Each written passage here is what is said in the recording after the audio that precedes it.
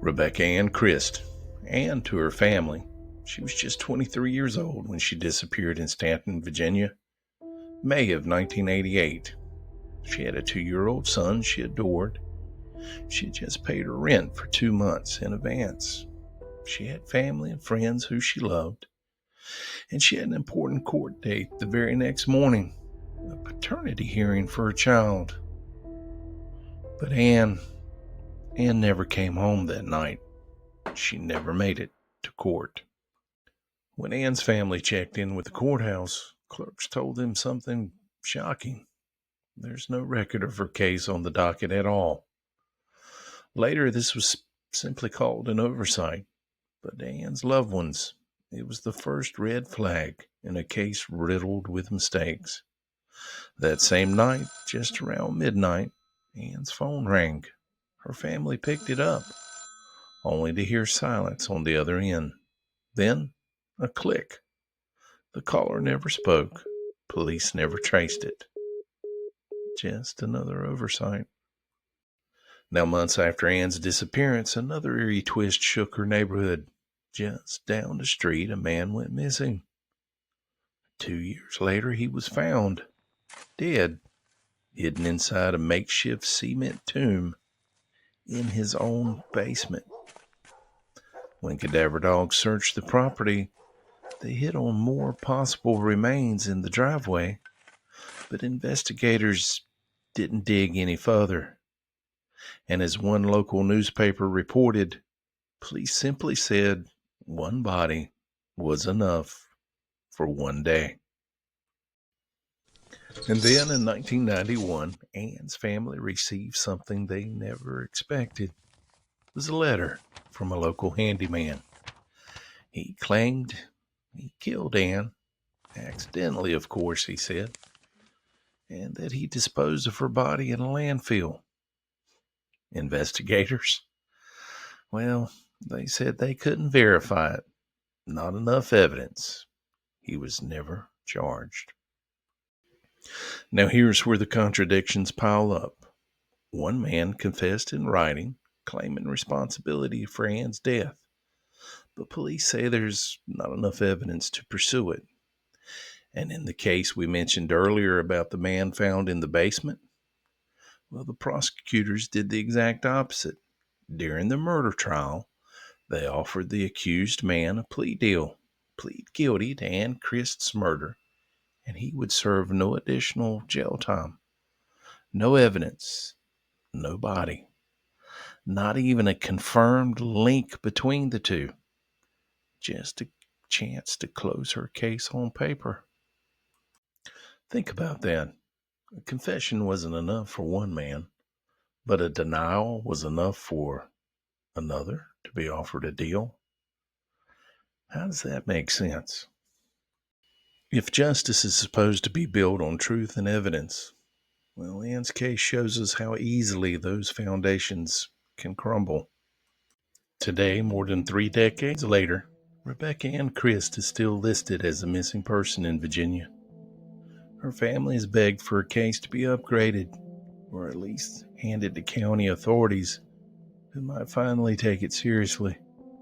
But those pleas, like so much of this case, have been met with silence. Anne didn't run away. She was a mother, a daughter, a friend. She deserved a real investigation. Instead, her story became one of oversights, contradictions, and missed chances. And we're left asking, how can justice ever be served when the system itself refused to even look for her? Rebecca Ann Crist deserves the truth, and her family deserves justice before time runs out.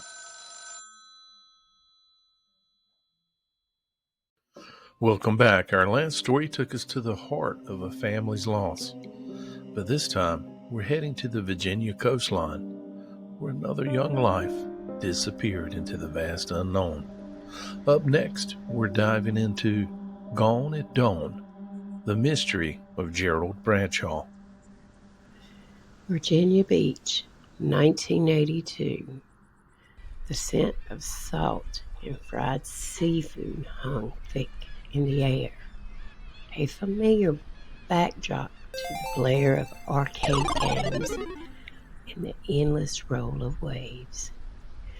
But for a young man named Gerald Bradshaw, this was no vacation. He was just 21, carrying the scars of life already written into his body. A crooked leg, a pair of wire-rimmed glasses, and a quiet determination that came from hardship.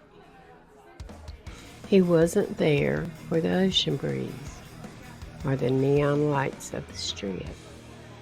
He had come for something else, something stolen, a van that belonged to his father, a crucial part of his family's livelihood that he was bound to bring back.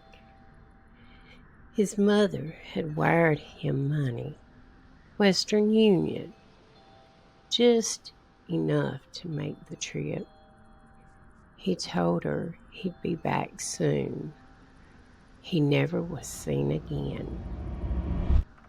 The motel room where Gerald stayed gave no answers, no signs of a struggle, no torn clothing, no hurried note scribbled on motel stationery, just a bed left unmade and silence that stretched on for days.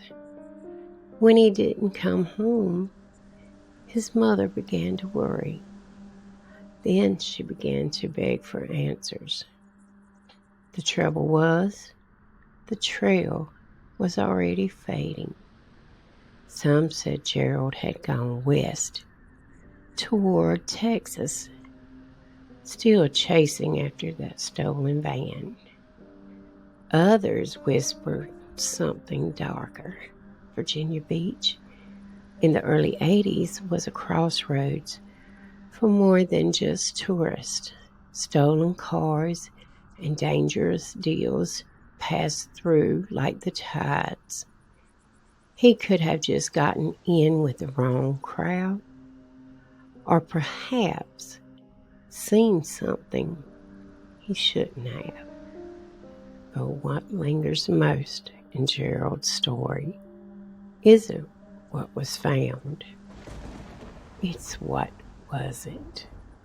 No van, no money, no body, just empty records and unanswered questions. Even the dates grew muddy. Some reports place him at the motel, others don't. It's as if Gerald Bradshaw walked out of that room, stepped into the teeth of a storm, and was swallowed whole. His mother wired him money because she believed in his promise that he'd come home. Instead, the South held its secrets tighter. There were whispers that Gerald had gotten too close to men with debts, a world of illicit deals where a debt of life could be paid in a moment, that the crooked leg that slowed him in life was no match for the cruel quickness of violence. And then, like so many others across the South, Gerald's case began to slip into the cracks. Fewer headlines, fewer questions, until it was nothing but an entry in the missing persons files, another name fading into paper and dust. But here, on nights like this, his story stirs again. The boy with the crooked leg, the glasses, the promise to come home. He was just a boy with a promise to keep. What was it about that promise that led him to a place he'd never leave? Gerald Bradshaw was 21 years old when he disappeared, and all that remains is the silence he left behind.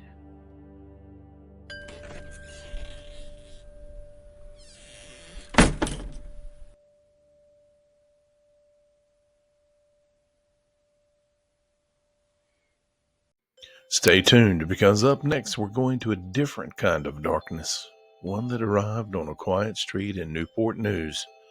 With a knock at the door, the disappearance of David Blockett, a trusted voice, and a stolen child. December 11th, 1980, Newport News, Virginia. It was a season of light and hope, with the promise of Christmas just around the corner. But for one family, a different kind of darkness was about to fall. On a quiet street inside a modest home, a young mother answered the knock at the door. The woman standing outside introduced herself as Marie Kelly, a social worker with the Department of Social Services. She spoke kindly, confidently, her words a practiced balm. She had a story about a Christmas party at a local medical center, complete with presents and a photo contest for children, for 19-year-old Vanessa Blockett, overwhelmed and tired with a toddler tugging at her and a newborn in her arms. It seemed like a blessing, a moment of holiday cheer for her and her boys. But there was no Christmas party, and there was no social worker named Marie Kelly. The woman took both children, driving off with 2-year-old Frederick and the baby, David Zale Blockett, just 2 weeks old. Hours later, Frederick was found wandering alone in a shopping center in Hampton. Someone had carefully placed a slip of paper in his pocket with his name and address, but David never came home. The abductor had thought this through. She knew Vanessa's name. She knew her address. The best theory was that she had learned the details from the birth announcements in the local newspaper, where proud families unknowingly shared the details of their newborns.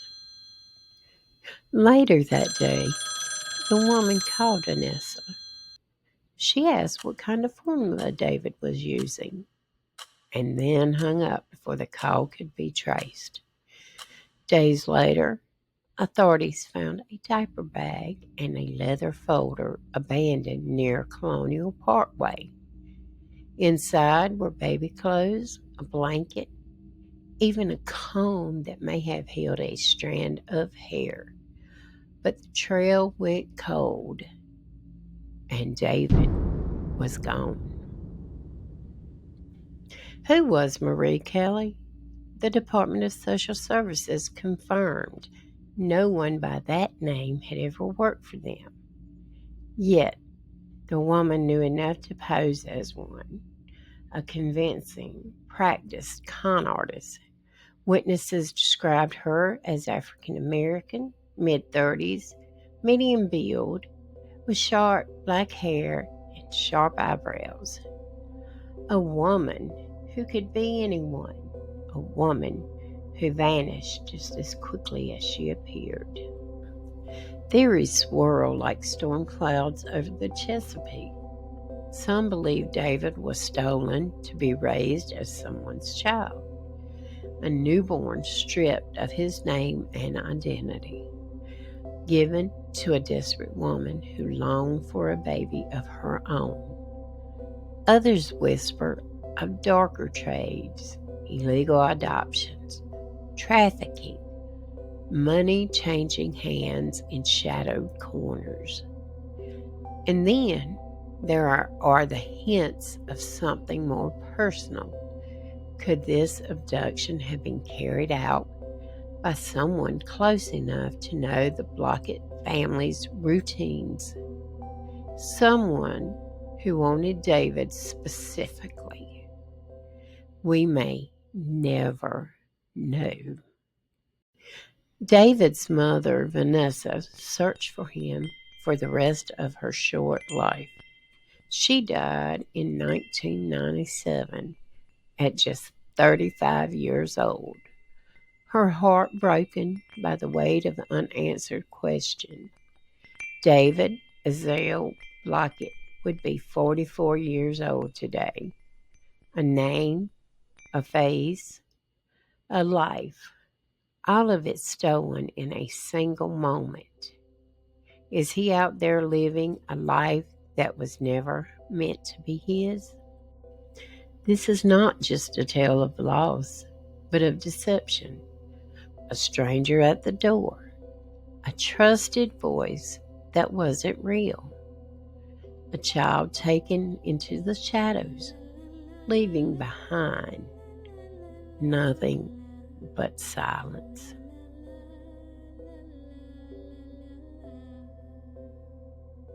And finally, we close our journey through the vanishing points of Virginia with a story that began with a vacation and ended in a mystery that has haunted a family for decades.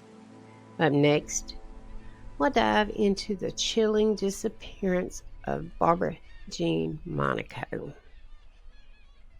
Virginia Beach, August 1978. The boardwalk was alive with neon lights, music spilling out of bars, and the restless hum of summer tourists. Among them was a young woman named Barbara Jean Monaco, 18 years old, vibrant, and finally healthy again after surviving a near-fatal illness just months earlier. She had her whole life ahead of her, but one warm night, she walked into the crowded nightlife of Virginia Beach and was never seen again. Barbara Jean was visiting from Connecticut with 3 friends. They stayed at the Aloha Motel, a cheap place along the strip, just right for young people looking for a taste of freedom. The girls spent their evening hopping between bars, Peabody's, country comfort, places thick with cigarette smoke, disco beats, and the smell of spilled beer. But on the night of August the 20th, Barbara Jean did something unusual. After everyone called it a night, she decided to head back out, alone, back to Peabody's. That was the last time anyone ever saw her alive. At first, everyone thought she had just stayed out late, maybe gone back with someone. But by the following afternoon, when there was still no sign of her, panic set in. Phone calls had to be made, and her sister Joanne had the unbearable task of telling their parents that Barbara Jean couldn't be found. And within hours, the Monaco family was rushing down I-95, desperate for answers. They never got them. The investigation turned strange almost immediately. A man calling himself Condor stepped forward, claiming to know where Barbara Jean was. His real name turned out to be Kerry Copeland, and his story led to another man, James Jimbo Moore. Copeland's involvement was odd right from the start. He didn't just offer information.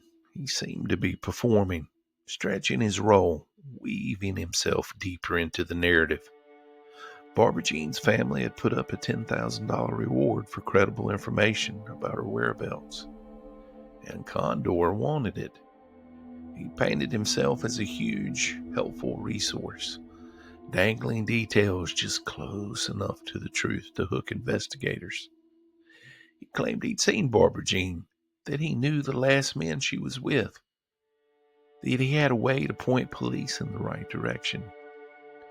But what investigators soon realized was that Copeland was trying to collect on a reward without actually producing Barbara Jean. When police pressed him harder, his story began to unravel.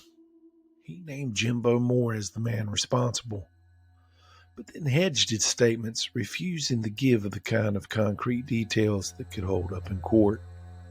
His behavior turned erratic, sometimes bold and boastful, and other times evasive and fearful. It wasn't just unhelpful, it felt predatory. He was taking advantage of the Monaco's desperations, feeding on their grief for the promise of cash. Both Copeland and Moore failed polygraph tests. Both were steeped in bad reputations around town, and yet all they really offered were shadows, whispers, and contradictions. Then came the rumors that Barbara Jean had been assaulted, that her body was tied to a cinder block and dumped into a murky burrow pit pond near Oceana Boulevard. When divers went in, they found a block. They found rope, but they didn't find Barbara Jean. 2 days later, before police could push him any further, Jimbo Moore committed suicide. Carbon monoxide poisoning. His silence left a chasm that no one else could fill. As for Copeland, or Condor, his reputation sank with him. His bizarre performance, his hunger for the reward, and his half-truths made him look less like a man seeking justice and more like someone trying to buy himself a quick payday off the backs of a family's tragedy. In the years since, Barbara Jean's family has fought to keep her memory alive. They even held a funeral mass on the 25th anniversary of her disappearance.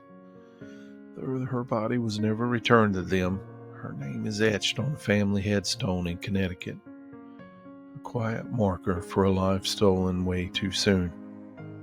But the questions linger like salt in the air. Why'd Barbara Jean go back out that night? Why did Moore take his life so quickly after the police began asking questions? And what exactly did Condor hope to gain from circling so close to the case? Some say this was a crime of opportunity. 2 men who cornered a young woman and silenced her when things went too far. But others think Copeland's bizarre attempt to collect the reward is just something more calculated. Was he a manipulator trying to exploit a tragedy? Or is he tied to Barbara Jean's disappearance in a way that was never proven? There are whispers that both men were entangled in Virginia Beach's darker side: drug trafficking, organized crime, the seedy nightlife undercurrent of the 1970s. And Barbara Jean, just a visitor, may have stumbled into a situation too dangerous to escape. Then there's Moore's suicide. Was it guilt or fear? If he was being pressured by people far more dangerous than himself, silence through death may have seemed like the only option.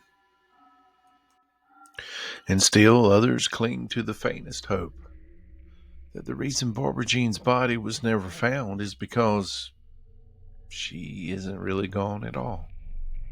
She ran, escaped, and chose to never return. While unlikely, grief sometimes makes room for impossible hope. 45 years later, the boardwalk still hums with music, laughter, and neon. But for the Monaco family, Virginia Beach will always carry an echo. The sounds of footsteps that never returned, and the silence of a young woman swallowed whole by the night.